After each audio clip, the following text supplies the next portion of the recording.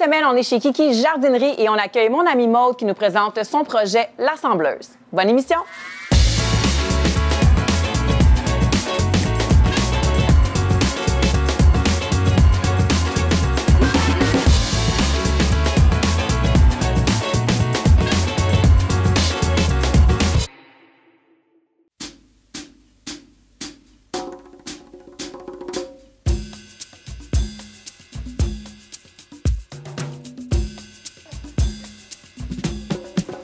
Wow!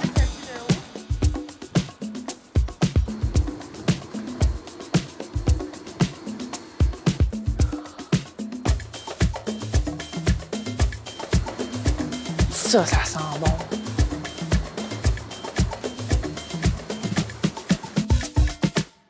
Chiara, merci de nous accueillir. Bien, tout d'abord, bonjour à vous deux. Oui, merci. Bonjour. Toi et bébé de 4 mois en construction. Ça fait beaucoup en même temps. Oui, ça fait vraiment beaucoup. 2 gros projets, mais bon. Deux beaux gros projets, Ouais. par exemple. Je t'avoue que quand j'ai lu ta bio, puis là, je me dis, OK, Chiara, 23 ans, chez Kiki, ton entreprise. Dans ma tête, je m'étais dit, bon, ça va être une start-up. Tu sais, une petite entreprise qui, éventuellement, va évoluer. J'arrive en avant, puis là, je me dis, mais mon Dieu, c'est immense. Là, j'ai revalidé avec toi ton âge. Puis je me dis, oui, j'ai 23 ans.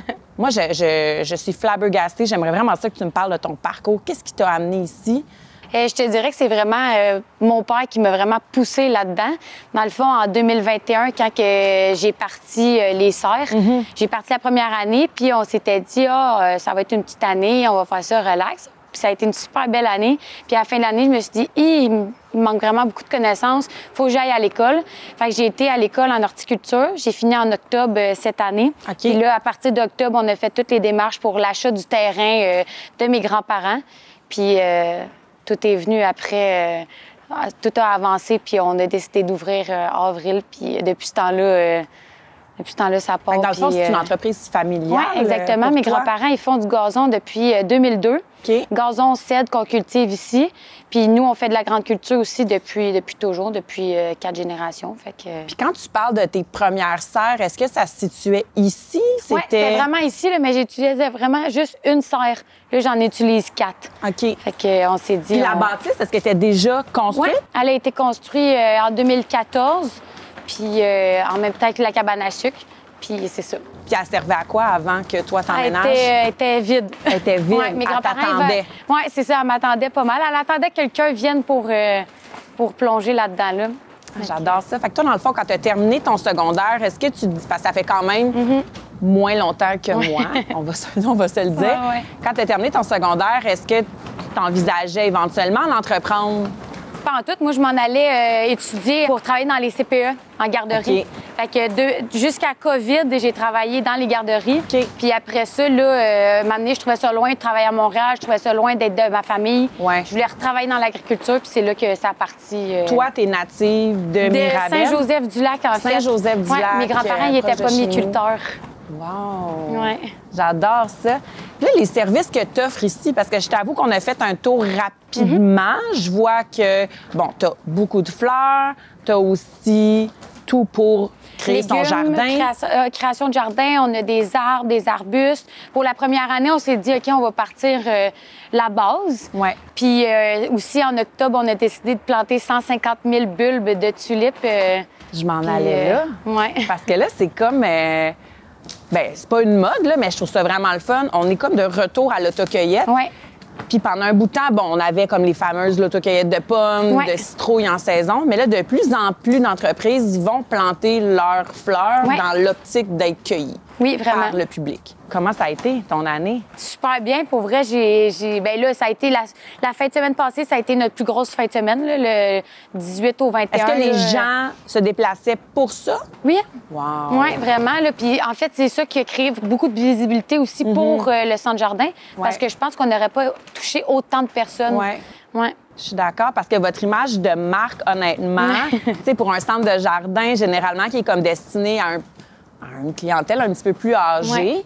moi, je trouve que ça interpelle vraiment, du moins ma génération, Ouais. tu sais, de jeune trentenaire. Parce qu'honnêtement, tu sais, je regardais ça puis je me disais, moi, je suis vendue déjà en partant. Ah, c'est gentil. Fait que est-ce que pour vous, les réseaux sociaux, est-ce que vous utilisez ça pour ramener votre clientèle? Oui, vraiment. Ben, tu sais, le but, c'est vraiment de toucher le plus de clientèle qu'on peut. Ouais. Autant ramener ma génération à se mettre les mains dans la terre puis à dire OK, on fait pas juste nos petites plantes à l'intérieur, on veut faire notre jardin, on veut ramener ça à la culture au Québec, tu sais, pas juste d'acheter en épicerie puis Absolument. La main-d'œuvre, ça se passe comment pour vous? Bien. Parce que ça aussi, c'est un enjeu, tu sais. C'est un peu partout, on non, entend très que... bien. Il y en a bien qui se sont... Ben, j'ai Carole qui s'en allait à sa retraite, puis quand elle a entendu mon projet, elle dit « Oh non ». Elle dit « Je vais t'offrir une couple d'années, là, puis on part le projet, puis on va venir t'aider. » Puis après ça, bien, la microbrasserie à côté à mon père, ça l'a ramené des gens aussi.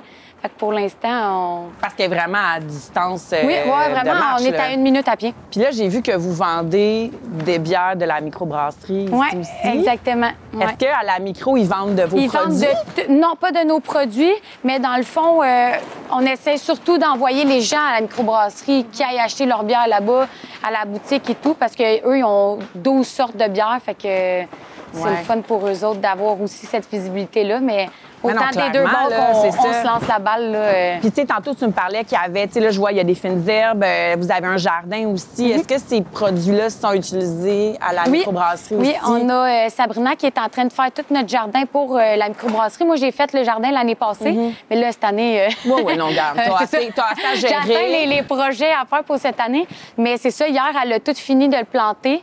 Puis, fait que ça va être des produits qui vont être utilisés dans les salades, dans les burgers, dans la pizza et tout. Là. Pour vrai, pour moi, c'est tellement ça, je trouve, le visage de l'entrepreneuriat au Québec. Merci, c'est gentil. Tu sais, honnêtement, je suis vraiment conquise. Il n'y a pas de perte, tout est réutilisé, il y a une entraide. Le plus qu'on peut, en tout cas. Il y a un soutien, tu sais. Puis je pense que comme jeune entrepreneur, c'est difficile de se lancer quand on n'a pas un filet de sécurité aussi. Je m'attendais pas à avoir autant de soutien, je te dirais, d'agriculteurs autour. Je peux appeler n'importe qui, puis ils vont nous aider. Là. Il n'y a tellement pas de relève agricole qui nous aident dans tout ce qu'ils peuvent nous donner comme conseil. Là. Fait que... Bien, merci d'exister. C'est tout ce que je peux dire. Merci d'exister. Ça me remplit le cœur de joie. Là, on va aller faire le tour. Puis j'ai invité mon amie Maude, qui est aussi une entrepreneure hors pair des Basses-Laurentides. Je vais l'inviter à venir découvrir ton espace. Puis après ça, bien, j'ai apporté aussi des plantes qui étaient sur le bord, en fait, qui étaient en fin de vie. Fait qu'on va voir comment on peut les rescaper. On va rescaper ça, Merci, Chiara. Avec plaisir.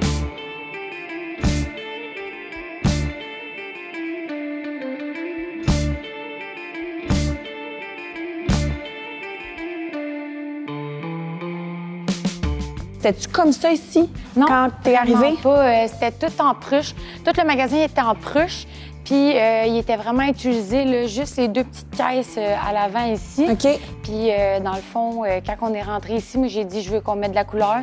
Je veux que quand les gens ils rentrent, ça fasse grand, que ça soit épuré, puis que les gens ils fassent « wow » quand ils rentrent. Mais c'est vraiment ça l'effet, là. C'est vraiment ça qu'on dit quand on rentre. Puis là, on voit, il y a un 2e étage. Est-ce qu'il y avait déjà un 2e étage? Oui, le 2e étage, il est là déjà depuis construit. le début.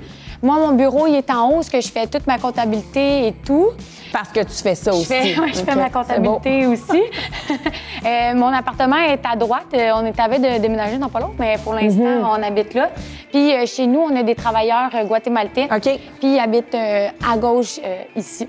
Donc, partager, c'est vraiment un espace commun. Oui, exactement. Pour tout le monde. Oui. J'adore ça. Honnêtement, c'est tellement grandiose, mais en même temps, c'est pas trop chargé. Non, moi, c'est ça. T'as pas l'impression d'étouffer quand tu rentres. Mon but, c'est de pas charger les gens et faire comme « Eh my God! Ouais. Il y a comme trop de stock. » Puis c'est parce que des fois, tu sais, je vais parler pour moi, là, moi, je m'y connais pas tant en termes de plantes, de jardin. On dirait que j'apprends un peu sur le tas, puis que...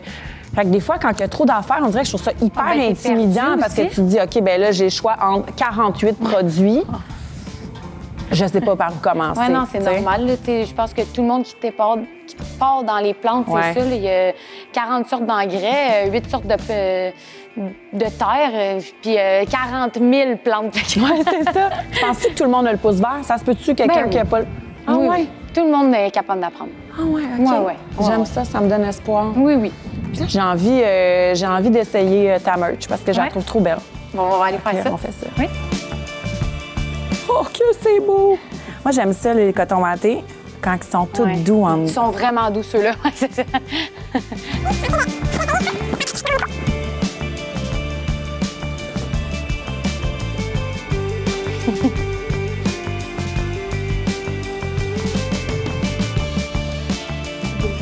J'ai pas tant une tête à chapeau. Voyons, ça va où, ça? Elle descend plus bas. Ouais. Clairement, j'ai jamais mis un chapeau de ma vie. OK? C'est bon. Prise 2.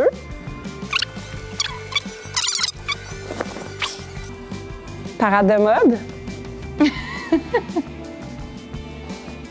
Puis pour ceux qui s'intéressent, ils sont tous en vente ici, à la Pépinière. Oui, En tout temps. en tout temps. Ça fait des beaux cadeaux aussi. Oui.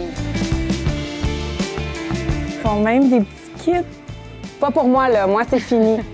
Mais pour Kiara, c'est cute. Bon, mais moi, je pars. Bye.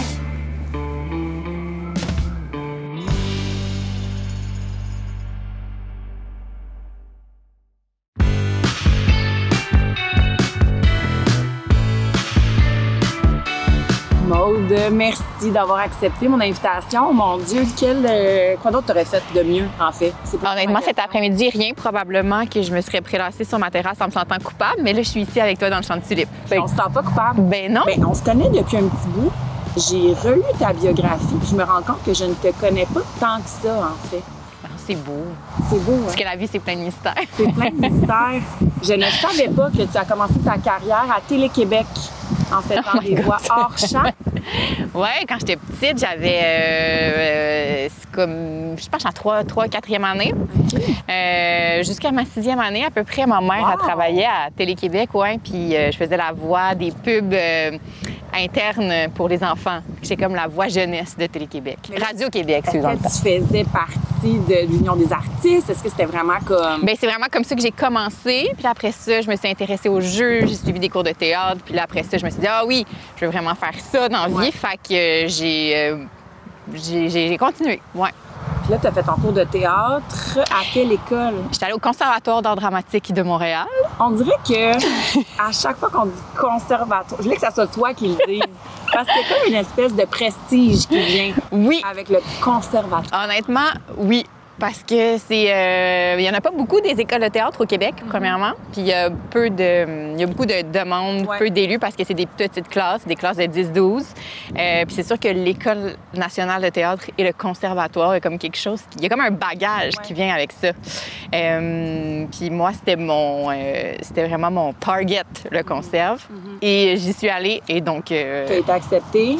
oui, C'est combien de temps? c'est 3 ans.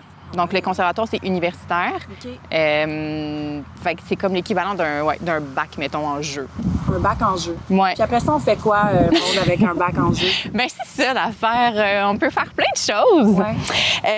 On fait ce qu'on peut au début. C'est sûr qu'il y a les... Tu sais, quand tu sors, mais je pense que n'importe quel métier, c'est un peu ça qui arrive. T'as une idée de comment ça va se passer ou de ce que ta vie pourrait être. Tu idéalises Beaucoup. Puis finalement, tu te rends compte que tu te heurtes à la réalité, dans le fond. Fait que comme être comédienne au Québec, c'est beaucoup d'attentes. Puis moi, je suis quand même une personne assez proactive. Puis t'es pas dans la décision, tu sais, quand t'es juste interprète. Ouais. Il y en a qui écrivent, il y en a qui réalisent, tu sais, qui sont photographes, qui amènent une autre forme d'art. Moi, j'étais vraiment plus interprète, fait que je trouvais ça un petit peu contraignant de ne pas pouvoir avoir le contrôle sur mon temps, de ne pas le contrôle sur quoi tu es appelé en audition, sur ce que tu décroches. Fait que c'est beaucoup d'attentes. Même les comédiens qui roulent beaucoup, tu sais, les gens peut-être à la maison Juste le processus n'ont pas cette... on le terrifierait, là, honnêtement. Bien, c'est pas la chose la plus agréable, je te dirais. Le manque de sous. Oui, il y a comme quelque chose aussi, des fois tu y vas, mais ça te tente pas vraiment, mais c'est juste parce que tu as besoin de manger. Fait que c'est comme un peu la réalité versus, mettons, ta démarche artistique est toujours en espèce d'opposition. Fait que ça fait qu'on se trouve toutes d'autres passions. Mais de toute façon, moi, je pense pas on est toutes faites pour faire une chose dans la vie. Ouais. Surtout pas en 2024.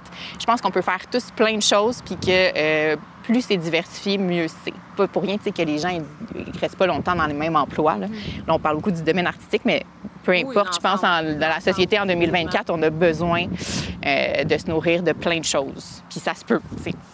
Voilà. Donc là, toi, tu as pris le taureau par les cornes. Oui. C'est un petit peu trop long pour jouer dans une T9. Alors, je vais lancer mon entreprise. Exactement. Ouais. C'est via ton entreprise, dans le fond, qu'on s'est rencontrés, ouais. toi et toi, et je trouve que tes produits sont nécessaires. Bien, je pense que la plupart, on les a créés parce que ça n'existait pas, puis que ça manquait. On essaie d'aller, dans le fond, sauver le plus de souvenirs possible. Parce que vous touchez vraiment les cordes sensibles. Tu sais, je trouve qu'au Québec, on est des grands nostalgiques. Ouais. On aime se rappeler, on a peur d'oublier, surtout. Moi, j'étais de celles qui, jusqu'à récemment, faisaient encore imprimer mes photos pour faire des albums. Ouais. Donc, c'est sûr que moi, j'ai été interpellée par tes produits qui mettent justement, qui visent justement à prendre tous ces souvenirs-là, cet attachement-là, qui des fois reste intangible, par écrit. Exact. Parce qu'il y a... C'est comme un héritage immatériel, dans le fond, qu'on pense pas souvent ou au quotidien. Ça va vite, la vie, puis on n'a pas nécessairement tout le temps de rapatrier ça. Comme tu dis, trier, des fois, on met ça dans des boîtes, puis finalement, 10-15 ans passent, puis on les ressort plus tard. Fait que je voulais vraiment créer des choses qui étaient pratico-pratiques, qui, au quotidien, nous permettent de conserver nos souvenirs, puis aller à l'essentiel aussi. Parce que, tu sais, on peut conserver... c'est quand on commence, ça peut ne plus finir. Le grenier peut être rempli ou le sous-sol, mais moi, je voulais vraiment... qu'on puisse avoir une parcelle avec nous qu'on peut écrire au quotidien. On peut mettre des photos aussi. On a des cahiers qui permettent aussi de raconter nos souvenirs, mais d'autres façons que par l'écriture. Parce que je me rends compte que l'écrit, ça fait peur à plusieurs, des fois. On a peur d'aller là où des fois ça peut... On pense que c'est plus... En fait, c'est comme plus gros qu'on pense. C'est pas si compliqué. C'est vraiment ma mission que ce soit simple et pratique. Fait qu'on a comme créé aussi un nouveau livre qui permet de raconter sa vie. C'est une cliente, en fait, qui m'a donné cette idée-là parce qu'elle m'a dit, moi, j'ai fait le récit de ma vie, mais en dessin. Parce que c'est la forme d'art où je m'exprime le mieux. Puis ça m'avait tellement touchée. Puis je le dis beaucoup dans mes conférences, dans mes ateliers, il n'y a pas juste par l'écriture que ça peut passer. Il y a la technologie, on peut s'en servir, les vidéos, les enregistrements sonores, justement le dessin. Des contes aussi qui sont racontés, personnalisés pour les enfants. Oui, parce que entendre la voix de quelqu'un, d'un proche, c'est super émotif. Ça, c'est comme un next level de souvenir parce que c'est raconté par lui, avec sa voix. Il y a plein de manières. Dans le fond, c'est juste qu'il faut trouver la bonne pour nous, qui nous motive, qui nous donne envie de continuer à travers le temps parce que c'est tout le temps... on crée des souvenirs non-stop, dans le fond. Ce que j'aime aussi de vos produits, c'est qu'ils sont adaptés à chacune des réalités familiales. On pense outside the box, comme on dit en français, à l'extérieur de la boîte. De la boîte en carton. Au-delà du livre de bébé traditionnel. Puis, tu sais, moi, ce qui me touche énormément, c'est le livre que vous avez sorti aussi pour les souvenirs en lien avec l'adoption, en lien avec les familles d'accueil. Moi, c'est quelque chose que je trouve extraordinaire parce qu'il y a beaucoup d'enfants qui vivent ça puis qui grandissent en se posant des questions puis qui n'ont pas nécessairement toutes les réponses puis que là, ils peuvent mettre sur papier leur cheminement qui leur est propre. Oui, ils ont tous un parcours qui est unique, qui est particulier, puis qui ressemble pas. T'sais, un journal de bébé, c'est assez linéaire là, pour tous. Là. Ça commence de la grossesse, puis ça finit à la fin de la première année. Les enfants en adoption, c'est pas ça. Tu peux être adopté, surtout l'adoption québécoise. T'es pas nécessairement adopté quand t'es bébé. Tu peux arriver dans les familles à 6 mois, 1 an, 3 ans, 5 ans. Même chose en famille d'accueil. Fait que c'était important pour moi de créer cet outil-là qui n'existait pas au Québec. Il y avait des équivalences françaises, plus pour l'adoption internationale, mais c'est aussi un autre département. Fait que j'ai vraiment créé le journal d'adoption pour les enfants adoptés au Québec via la banque mixte, puis les enfants en famille d'accueil. Puisque dans le fond, une famille qui veut adopter banque mixte et famille d'accueil avant. Donc, dans l'espoir de se rendre à l'adoption, mais des fois, c'est pas possible. Mais ces enfants-là sont quand même avec une famille de cœur pour la vie. C'est important aussi de prendre soin de ces souvenirs-là. Et c'est aussi important de prendre soin de l'histoire qui le précède. Parce que, oui, c'est beau l'arrivée et tout ça, mais ils ont tous peu importe le laps de temps, ils ont tous une histoire avant d'arriver dans leur famille de cœur. Puis c'est important aussi de colliger cette information-là. C'est quand même une quête identitaire. On l'a tous, donc les enfants adoptés aussi, c'est encore plus présent à différents niveaux pour chacun. Encore une fois, c'est vraiment un parcours unique pour chaque enfant. Mais je trouve que ça vient mettre un baume aussi parce qu'on entend tellement parler récemment dans les médias, avec raison. Je pense que ça mérite d'être adressé que parfois, justement, il y a des histoires pas possibles qu'on entend, des histoires d'horreur, mais il y a aussi des magnifiques histoires. Il y a des enfants qui ont été retirés de leur famille naturelle pour des raisons X, qui trouvent une place au sein d'une famille de cœur, qui sont adoptés, qui grandissent, qui vivent une magnifique vie. On dirait que ces histoires-là nous glissent un peu entre les mains. Ils sont comme un petit peu écrasés par l'écran, par le sensationnalisme aussi, qui nourrit les Québécois et les Québécoises. Fait que je trouve ça super important. Puis pour moi, c'est important d'en parler. Mais je te remercie parce que oui, c'est super important. Nous, on est famille d'accueil Banque Mixte. Puis on est à 1 mois de l'adoption finale. Puis ça se peut des belles histoires. Puis on entend partout, il manque de familles d'accueil. Les gens ont de la difficulté à se... Il y en a beaucoup pour qui l'adoption québécoise, ça les intéresse, mais la DPJ, ça fait peur. Il y a beaucoup de fausses croyances. C'est dommage, on devrait avoir accès à plus de belles histoires parce que moi, j'en côtoie d'autres parents adoptifs. C'est des belles histoires. Puis des fois, les deux milieux aussi se côtoient. Puis ça fait une belle unité. Il faut essayer de déconstruire les modèles très traditionnels de notre société. Il y a plein de façons d'être une famille, pas juste par le lien de sang. Les familles recomposées aussi, c'en est une autre. Fait que tous mes produits, c'était vraiment important pour moi qu'on représente tous les types de familles. Même le journal de bébé, c'est pour les mamans solo. Le journal d'adoption et le journal de bébé, c'est pour les couples aussi homoparentaux. Élargissons le terme, là, famille. Allons sur ton site web, là. On va le mettre ici en bas. Là. Voilà, allez voir ça. Mon Dieu, on dirait que je suis comme émotive. Mais c'est les tulipes. C'est les tulipes. C'est l'été. Là, ce que je te propose, Maude, avant qu'on se quitte, on va se cueillir quelques tulipes. Oui. Parce qu'on le mérite. Ben oui. Hein? Oui. Tout court. Puis après ça, on va aller à l'intérieur parce que moi, j'ai apporté 2 de mes plantes à la maison qui étaient en fin de vie. Oh. Et elles vont tenter de les sauver. Fait que je me dis, on va finir ça sur... C'est bon. En revenant chez nous, je vais aller sauver celle que j'aurais dû amener aujourd'hui. Exactement.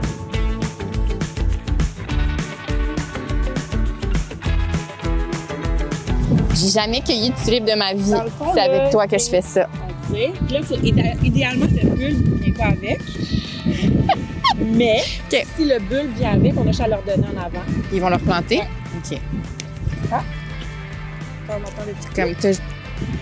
Oh! Vas-y, un petit coup sec. OK, mais le bulbe, c'est sûr qu'il sort. Un petit coup sec. Tu vois? Un petit coup sec! Je pense que j'en veux des mauves aussi. Oui, les mauves sont très... Ah, mais celle-là aussi, là.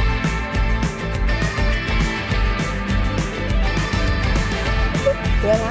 Ils sont magnifiques!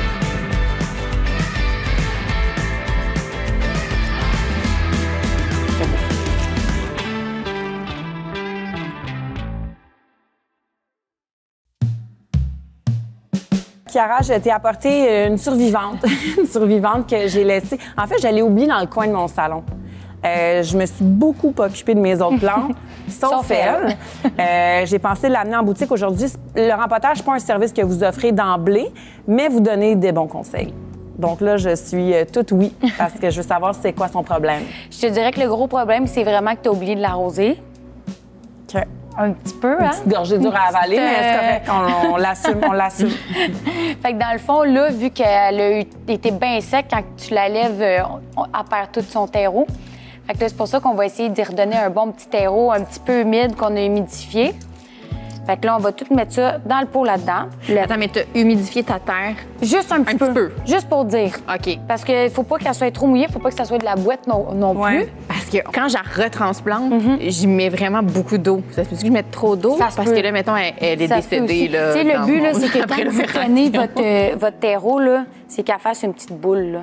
Mais pas trop. OK. Puis pas tu sais, faut pas qu'elle fasse... Faut pas qu'il y ait assez fouet. C'est ça. OK. Fait qu'une belle petite boule, comme ça, après ça, ça va aider à vos racines de ne pas avoir un choc de sec. Je comprends. Ou un choc trop humide non plus. Fait que là, on va commencer par mettre un petit fond de terre dans le fond. Mais là, ça va juste être important de Attends, il y bien a une l'arroser. amie. Ah, une petite Va vivre ta cocotte. vie. Ça va juste être important de l'arroser. Puis le plus important, c'est de regarder ton terreau, tu sais, aux 3-4 jours, de regarder est-ce qu'il est humide, est-ce qu'il n'est pas humide. S'il est humide, on n'arrose pas, on touche pas. Et s'il est sec, on y arrose. Puis nous, qu'est-ce qu'on fait ici pour arroser nos plantes? Il y en a qui vont nous trouver peut-être un petit peu fous parce que c'est long à faire, mais on bassine nos plantes. Ouais. Fait qu'on les met dans des bacs d'eau, on leur laisse boire l'eau qu'ils veulent. Fait qu'au moins, on donne pas trop d'eau, puis on en Mais donne. je fais ça à mes autres plantes, je te Pas vrai, jure. faut faire ça Mais pour elle qu'est-ce aussi. qu'elle t'a fait, cette plante? Ah, je l'ai oublié. Je Dans le l'ai coin. oublié. Dans le coin. Là, est-ce que... Là, on va se rajouter un petit peu de terre. Dans le fond, le but, là, c'est qu'on se laisse un petit collet d'arrosage. Fait qu'environ là, à 1 pouce du bord. Puis ta racine, on va en mettre un petit peu plus. Puis tu vas pouvoir déposer... Ouais, c'est ça, exactement.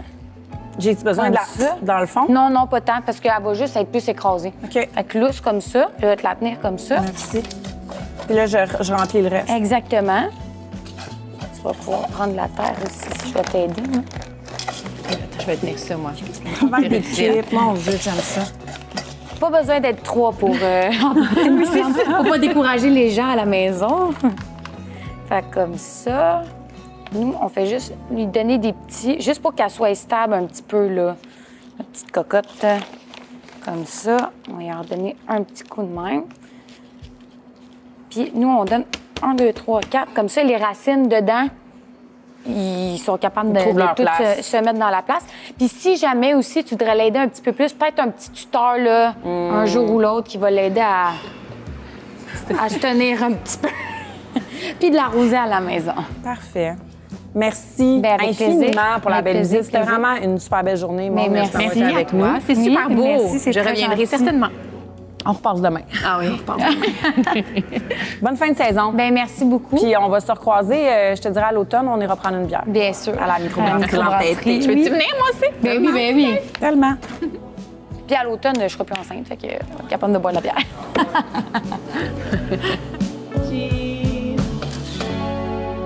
Merci à Maud et à Chiara pour leur grande générosité. On se retrouve la semaine prochaine pour une autre émission. À bientôt!